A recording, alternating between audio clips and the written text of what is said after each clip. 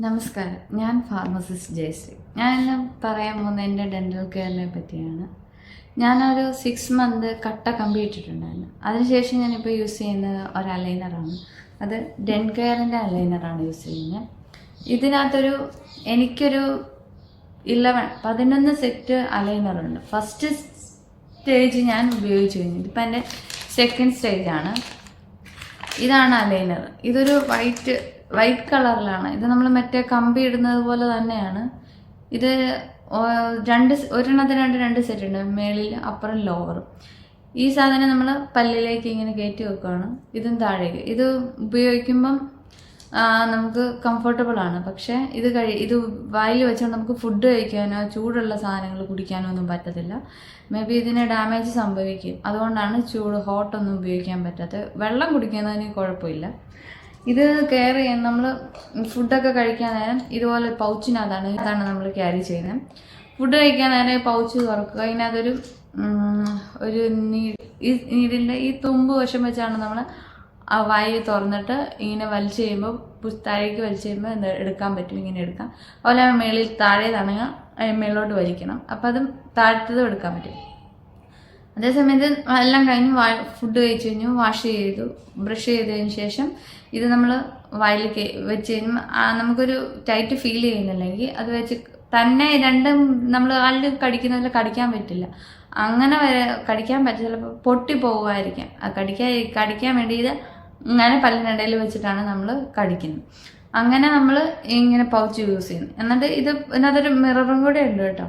അങ്ങനെ ഈ പൗച്ചിനകത്ത് വെച്ച് നമ്മൾ ക്യാരി ചെയ്തുകൊണ്ട് പോകാം. നമുക്ക് പോക്കറ്റിൽ സൂക്ഷിക്കാവുന്നതേ ഉള്ളൂ, എവിടെയെങ്കിലും പോകുമ്പോൾ അങ്ങനെ എനിക്കൊരു ഇതാണ് ഇനി ഞാൻ സെക്കൻഡ് സ്റ്റേജ് യൂസ് ചെയ്യാൻ പോകുന്ന അലൈനർ.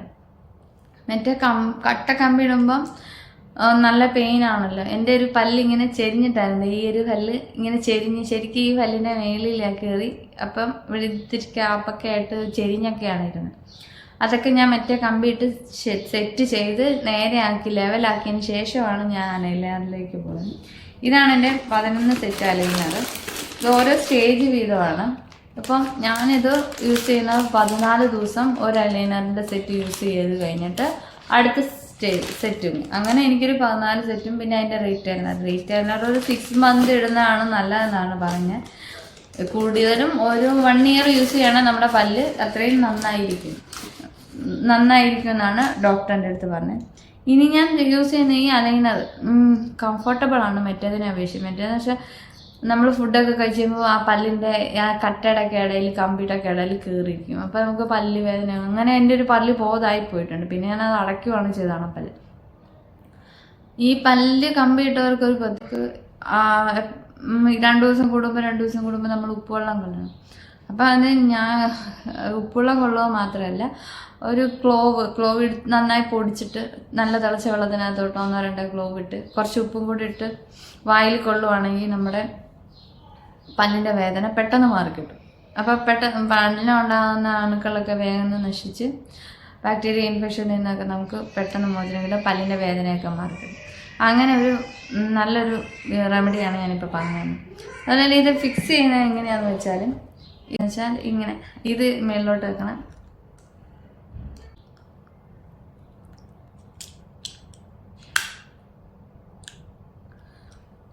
ഞാനിപ്പം വായിൽ വെച്ച് ഇപ്പം നമുക്ക് മറ്റേതിനെ അപേക്ഷിച്ച് ഇച്ചിരി ടൈറ്റാണ്, മറ്റേത് ലൂസായി.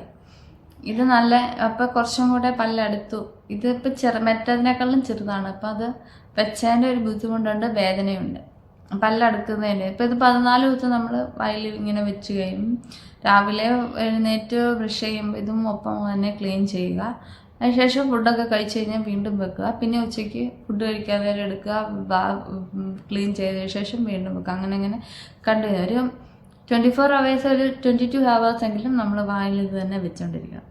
അതിന് കെയർ ചെയ്യാൻ വേണ്ടി കെയറിൻ്റെ ഈ പൗച്ചിനകത്ത് തന്നെ നമ്മൾ യൂസ് ചെയ്യേണ്ടി വരും. യൂസ് ചെയ്യാൻ എളുപ്പമാണ്. നമ്മൾ ക്യാരി ചെയ്യുന്നിടത്ത് പോകാം, ഡോക്ടറെ കാണേണ്ട ആവശ്യമില്ല. അങ്ങനെ എന്തെങ്കിലുമൊക്കെ കുഴപ്പമുണ്ടെങ്കിൽ ഇവർ തന്നെ നമുക്കത് ബാക്കി എല്ലാം ചെയ്തു കഴിഞ്ഞ് ഇനി എന്തെങ്കിലും മാറ്റാനുണ്ട് ഇവർ തന്നെ നമുക്കത് ചെയ്തു തരുന്നു. ഡെൻ്റൽ കെയറിനെ പറ്റി പറയാനായിട്ട് നിങ്ങൾ ആരെങ്കിലുമൊക്കെ അലൈനർ യൂസ് ചെയ്യുന്നുണ്ടെങ്കിൽ ഒന്ന് കമൻറ്റ് ചെയ്യണം. എന്തെങ്കിലും ഇതിനെപ്പറ്റി കൂടുതലായിട്ട് നിങ്ങൾക്കറിയാവുന്ന കാര്യങ്ങൾ എനിക്കും കൂടി ഷെയർ ചെയ്ത് തരണം. ഇത് കുറച്ച് ഇട്ട് കഴിഞ്ഞ് കുറച്ച് നേരം സംസാരിക്കുക. അത് 2 ദിവസം കഴിയുമ്പോൾ നമ്മൾ ഇത് പല്ലെടുക്കും തോറും ഇത് നമുക്ക് കംഫർട്ടബിൾ ആയി തോന്നും. അങ്ങനെ 14 ദിവസം മാത്രം യൂസ് ചെയ്താൽ മതി. അത് കഴിഞ്ഞ് അടുത്ത അങ്ങനെ ഒരു 6 മന്ത് എനിക്ക് യൂസ് ചെയ്യാനുണ്ട്. അത് കഴിഞ്ഞ് 6 മന്ത് കഴിഞ്ഞ് ഏറ്റവും അവസാനം നമ്മൾ റീറ്റൈനറും കൂടെ യൂസ് ചെയ്തിട്ട് നമ്മൾ ഒരു 6 മാസത്തേക്കിന് നമ്മൾ റീറ്റൈനർ യൂസ് ചെയ്യുക. അങ്ങനെയാണിത്. നമുക്കൊരു കാർഡും കൂടെ തരുന്നുണ്ട്. ഒരു 14 ദിവസം നമ്മൾ നോട്ടീസ് ചെയ്യാൻ വേണ്ടി എത്രയും ഡേറ്റ് ഇട്ട് കാർഡ് നമ്മൾ ടിക്ക് ചെയ്ത് ഇപ്പോൾ 14 ദിവസം നമുക്ക് മനസ്സിലാക്കാൻ വേണ്ടി. ഡെൻ്റൽ കെയറിനെ പറ്റി ഇത്രേ ഉള്ളൂ. ഇതിലൊരു റീറ്റൈനർ ഇതാണ് അവസാനം നമ്മൾ റീറ്റൈനറായിട്ട് ഉപയോഗിക്കുന്നത്. ഇതൊരു 6 മന്ത് യൂസ് ചെയ്യണം. ഇത് 6 മന്ത് ഇപ്പോൾ 1 ഇയർ യൂസ് ചെയ്യുന്നതാണ് ഏറ്റവും നല്ലതെന്നാണ് പറയുന്നത്. ഇത് അവസാനം എൻ്റെ പല്ല് എങ്ങനെ വരുമെന്ന് വെച്ചാൽ കാണിച്ചു തരാം.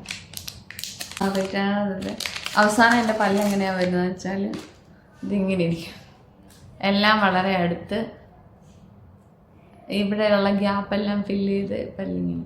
ഇത് നമ്മൾ 6 മന്ത് ആകുമ്പോൾ യൂസ് ചെയ്യാം. 1 ഇയർ വരെ യൂസ് ചെയ്യുകയാണെങ്കിൽ നല്ലതാണ്. അപ്പോൾ ഇത്രയേ ഉള്ളൂ എൻ്റെ വീഡിയോ. By, see you.